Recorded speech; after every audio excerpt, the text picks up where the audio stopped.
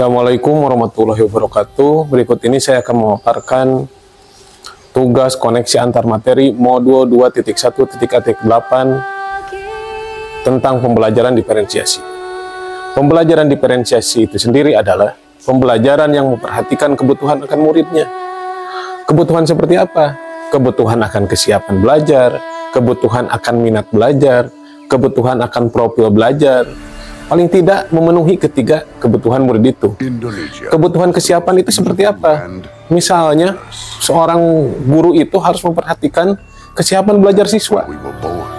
Guru itu harus tahu mana siswa di level 1, level 2, level 3. Nah, itu adalah kebutuhan murid yang berdasarkan dengan kesiapan. Jadi guru itu harus memperhatikan kesiapan murid. Caranya bagaimana? Ya dengan asesmen awal pembelajaran. Terus yang kedua apa? Kebutuhan akan minat murid. Minat murid itu bermacam-macam. Ada yang hobi olahraga, hobi musik, hobi nyanyi, dan lain-lain. Nah, salah satunya guru itu harus memperhatikan minat murid itu. Nah, dalam proses pembelajaran, dalam merancang pembelajaran untuk mencapai tujuan pembelajaran. Yang ketiga apa? Profil belajar murid. Murid itu lahir dari latar belakang yang berbeda, lingkungan yang berbeda.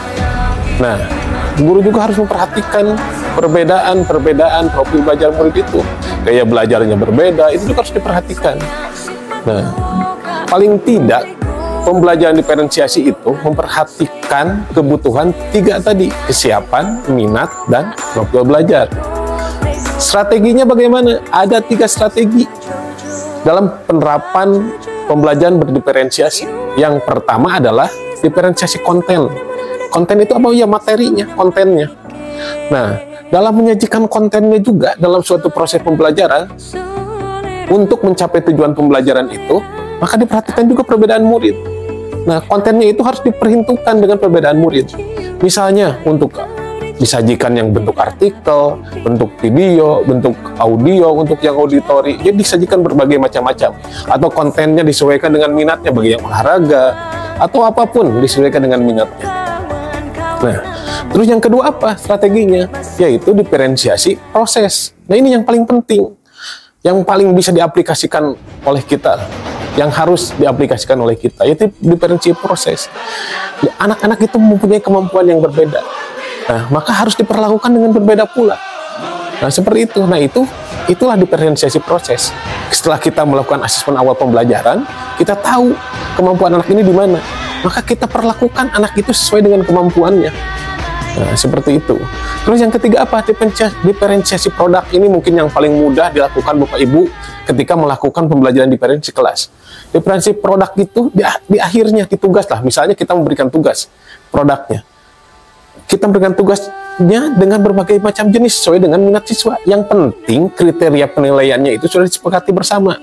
Kriteria penilaiannya satu. Anak itu buat berbeda-beda dalam berbagai jenis sesuai dengan minatnya, sesuai dengan profil belajarnya, sesuai dengan kesiapan belajarnya. Ya itu. Nah, apa sih hubungannya pembelajaran diferensiasi itu dengan modul-modul sebelumnya? Pembelajaran diferensiasi itu merupakan suatu proses menuntun anak untuk mencapai kemerdekaannya. Menuntunnya apa? Ya kita tuntun, bukan kita paksa. Nuntunnya sesuai dengan kemampuan anak. Anak yang pelan, ya kita tuntun pelan. Anak yang cepat, ya kita tuntun cepat. Sesuai dengan tadi profil belajarnya, sesuai dengan kebutuhannya.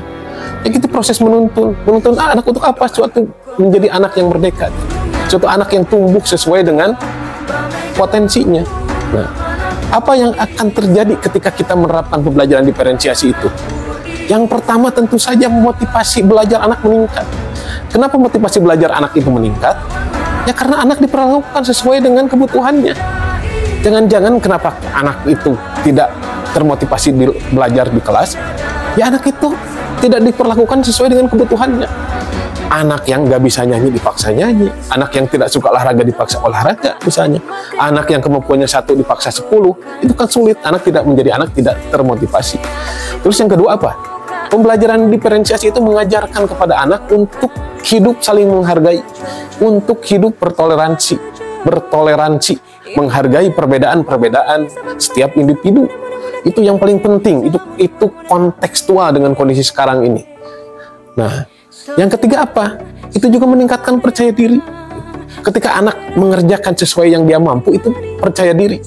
Dibanding anak kita suruh mengerjakan yang pasti dia itu tidak suka dan tidak mampu. Itu akan memundurkan mental anak.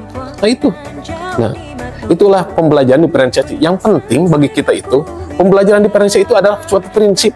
Prinsip bagaimana suatu pembelajaran itu dalam memenuhi tujuan pembelajaran dirancang dengan memperhatikan kebutuhan murid. Nah, itu yang paling penting, prinsip itu aja. Dalam tadi strateginya kita tidak harus juga. Kalau bisa tiga-tiganya, kalau nggak bisa ya satu aja.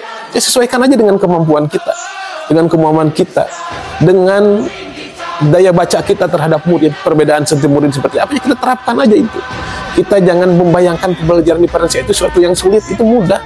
Kita perhatikan aja perbedaan yang terjadi pada kita, perlakukan anak itu tadi dengan yang berbeda itu untuk mencapai tujuan bersama. Kita buat rancang pembelajaran itu memenuhi perbedaan-perbedaan kebutuhan murid itu. Mungkin itu saja. Assalamualaikum warahmatullahi wabarakatuh.